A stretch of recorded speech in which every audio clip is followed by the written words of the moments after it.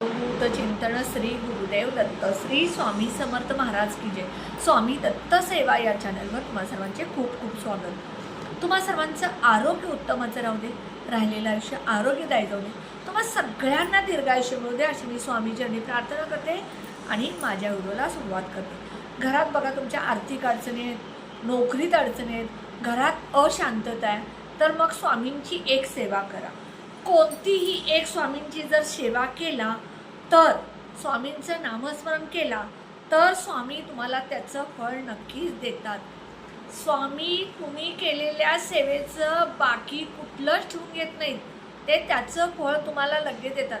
कोणतीही सेवा करा, त्यांचं नामस्मरण करा, तारक मंत्र म्हणा, सारामृत म्हणा, महाराजांना अभिषेकाला कोणतंही एक जर त्यांची कोणतीही एक सेवा केला तर त्याचं फळ तात्काळ तुम्हाला ते परत करत असतात। कारण त्यांनी स्वामी आहेतच असे की ते प्रत्येकाला त्यांच्या केलेल्या नामस्मरणाचं फळ देतात। आता बघा, घरात सतत आजारपण आहे, म्हणजे घरात आजारपण आल्यामुळे काय होतं, पैशाच्या अडचणी वाढतात, आर्थिक अडचणी यायला सुरुवात होते। कारण कसं असतं, जी व्यक्ती आजारी आहे त्या व्यक्तीला आजारपणाला पैसे घालून घालून आपण थकतो। बरेच मोठे आजार झालेले असतात आणि हे आजार बरे होण्यासाठी आपण बऱ्याच डॉक्टरांकडे बरेच उपचार करत असतो आणि त्यासाठी आपला पैसा खर्च होतो। तर ह्या आर्थिक अडचणी दूर होण्यासाठी, घरातली व्यक्ती आजारातून बरी होण्यासाठी मी अतिशय प्रभावी उपाय सांगणार आहे। तुम्ही आज गुरुवार आहे, आज संध्याकाळपासून गुरुपुष्य नक्षत्र आहे, आज संध्याकाळपासून जर करायला सुरू केला तर त्याचा अतिशय फायदा आहे। कारण पुष्य नक्षत्र म्हणजे पुष तुम्हाला त्या आजारातून बरं करण्याचं, पुष करण्याचं, पुढं ढकलण्याचा उपाय म्हणजे फायदा होत असतो। काय करायचं बघा, एक काचेचा ग्लास घ्यायचा, त्या काचेच्या ग्लासमध्ये पूर्ण पाणी भरायचं।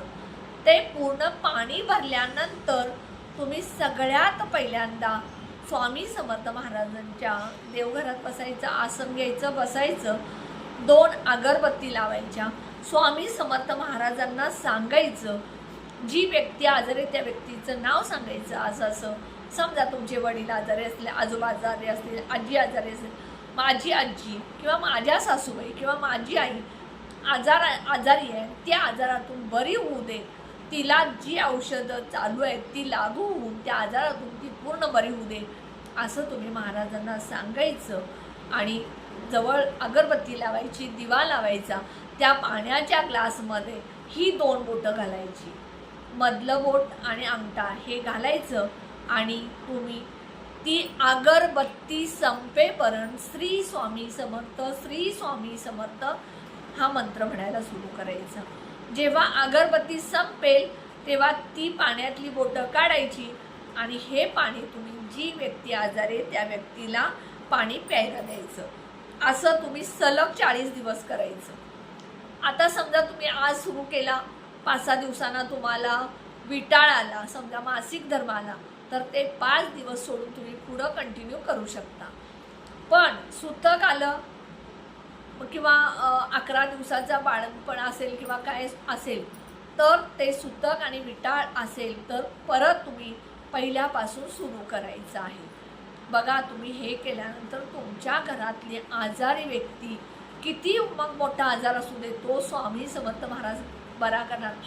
फक्त हे करत असताना स्वामींवरती विश्वास ठेवायचा, श्रद्धेनं करायचं आणि मनापासून करायचं। कारण स्वामींच्या चरणाजवळ स्वामींनी ज्यांना घेतले त्यांना स्वामींनी आधार दिलेलाच आहे आणि स्वामी त्यांना त्या मार्गातून कुठलाही वाईट मार्ग असेल त्यातून त्यांना बाहेर काढत असतात। असा स्वामी समर्थ महाराजांचा हा उपाय अतिशय प्रभावी।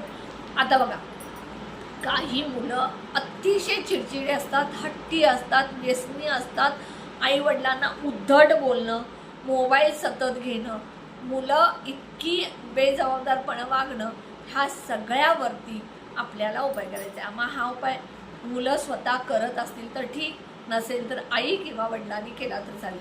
कारण हल्लीची मुलं अध्यात्मामध्ये अजिबात नाही आणि म्हणून प्रत्येक घरातल्या आई वडिलांनी आपल्या लहान मुलाला पहिल्यांदा अध्यात्माकडे ओढलं जावं ह्यासाठी आपणच दररोज मुलांना जवळ घेऊन तारक मंत्र असेल, दत्त महाराजांचा मंत्र असेल, कुलदैवत कुलदेवीचं मंत्र असेल, म्हणजे शुभंकरोती असेल, पसायदान असेल, जे जे काय देवाचं आहे ते तुम्ही देवघरात बसून, अथर्वशीर्ष असेल, हे सगळं तुम्ही लहानपणापासून मुलांना घेऊन म्हणा, म्हणजे त्यांना अध्यात्माची गोडी लागेल.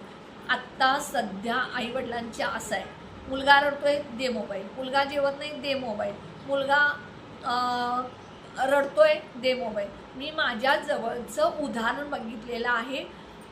माझ्या पाहुण्यातल्याच एक मुलगा 3 वर्षाचा आहे. प्रत्येक वेळी तो मोबाईलमध्ये असतो आणि तो रडतो, खात नाही, हट्टीपणा करतो, म्हणून आई वडील आजी आजोबा स्वतःच त्याच्या हातामध्ये मोबाईल देतात. हे सगळ्यात पहिल्यांदा चुकीचं आहे. आई वडिलांनी त्याला अध्यात्माकडे ओढण्यासाठी तारक मंत्र, सारामृतवाचा, दत्त महाराजांची गाणी असेल, सर्वशीर्ष असेल, हे रोज तुम्ही मुलांच्या बरोबर मुलांना जवळ घेऊन लहानपणापासून सवय लावला तर अध्यात्माची गोडी लागेल. आता मुलं हट्टी आहेत, ऐकत नाहीत, चिडचिडपणा करतात, अभ्यास करत नाहीत, केलेला अभ्यास लक्षात राहत नाही, सतत मोबाईलवर असतात. त्यासाठी अतिशय प्रभावी उपाय आई वडिलांनी करायचे. वडिलांनी किंवा आई काय करायचं, देवघरात बसायचं, एक अगरबत्ती लावायचं आणि 11 वेळा तारक मंत्र म्हणायचा. स्वामींना सांगायचं, स्वामी समर्थ महाराज, माझा मुलगा जे काय हट्ट करत असेल ते बोलायचं. स्वामींना सांगायचं, माझा मुलगा हट्टीपणा कमी करू दे, चांगला अभ्यास करू दे, मोबाईलपासून लांब राहू दे, त्यामुळे चिडचिडपणा कमी करू दे, हे सगळं बोलायचं. आणि तारक मंत्र 11 वेळा दररोज म्हणायचं. आणि त्यानंतर अगरबत्तीची जी उदी असते ती उदी मुलांच्या कपाळाला लावायची आणि थोडंसं जिभेवर खायला द्या. आता मुलं उदी खायला बघत नाहीत तर तुम्ही पिण्याच्या पाण्यामध्ये चिमूटभर टाका आणि द्या प्यायला पाणी, किंवा जेवणामध्ये टाका. तुम्ही जेवण जे करता सगळ्यांनाच जाऊ दे, त्याचा काही प्रश्न येत नाही.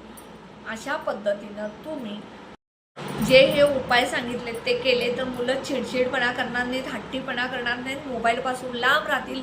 घरातील आजारी व्यक्ती बरी होऊन तुमच्या घरामध्ये आर्थिक वाढ होईल.